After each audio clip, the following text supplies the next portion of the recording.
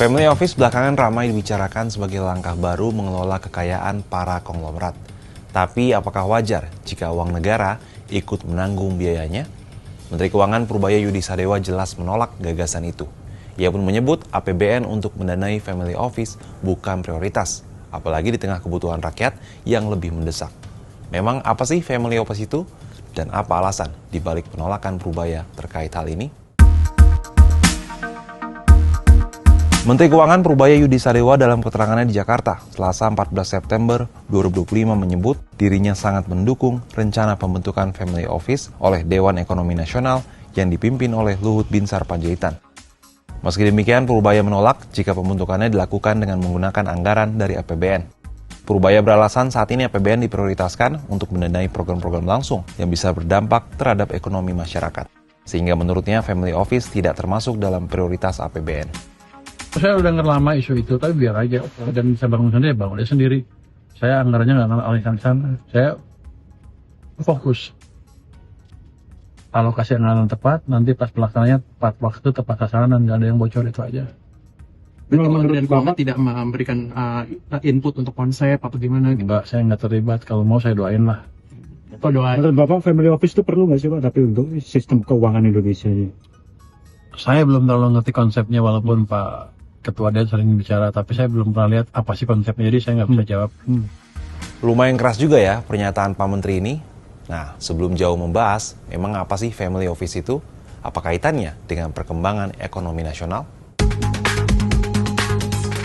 Melansir Investopedia, Family Office merupakan perusahaan swasta yang bertugas menangani manajemen investasi dan manajemen kekayaan milik orang-orang dengan kekayaan besar, sebut saja konglomerat. Jika menilik sejarahnya, kehadiran sistem family office ini sudah ada sejak zaman Romawi kuno. Saat itu para bangsawan kaya mempekerjakan seorang pelayan atau familias untuk mengelola rumah tangga dan urusan keuangan mereka. Pelayan ini bertanggung jawab atas segala hal, mulai dari mengawasi pekerja rumah tangga, investasi, hingga mengelola properti dan aset keluarga. Namun penggunaan nama family office baru dipopulerkan pada akhir abad ke-19 oleh miliarder Amerika Serikat John Davison Rockefeller, yang merupakan salah satu pendiri Standard Oil Company, perusahaan minyak yang saat itu menguasai 80 hingga 90% industri minyak di seluruh dunia. Pada 1882, Rockefeller mendirikan sebuah kantor profesional untuk mengatur operasi bisnisnya yang kompleks dan mengelola kebutuhan investasi keluarganya yang terus meningkat. Kantor ini mengelola kekayaan sebagai portfolio investasi, dikonsolidasikan di bawah Standard Oil Trust. Bisa dibilang konsep semacam inilah yang mendasari family office di era modern.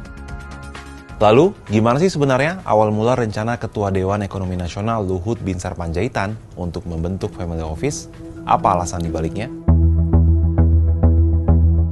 Dalam survei yang dilakukan oleh Deloitte pada 354 sampel family office dari berbagai belahan dunia pada kuartal 3 dan 4 2023, ditemukan total dana kelolaan family office ini mencapai 708 miliar dolar AS atau sekitar 11.611 triliun rupiah. Namun uang sebesar itu kebanyakan masuk ke negara-negara maju dalam bentuk bursa saham dan obligasi. Sementara negara berkembang hanya kebagian sedikit dari porsi tersebut. Salah satu contoh sukses negara yang memiliki family office ialah Singapura.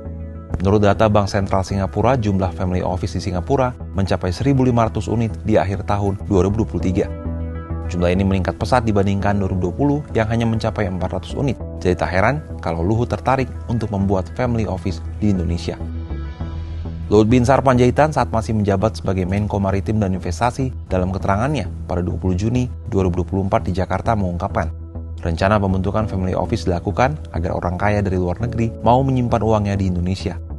Luhut menyebut ada potensi uang mencapai triliunan dolar AS yang bisa dimanfaatkan Indonesia dengan membentuk family office. Di satu sisi, family office dianggap bisa membuka peluang investasi besar bagi Indonesia. Namun di sisi lain, penggunaan APBN untuk proyek yang belum teruji justru bisa memicu polemik baru. Kalau menurut Sobat Kompas, apa nih tanggapannya terkait hal ini?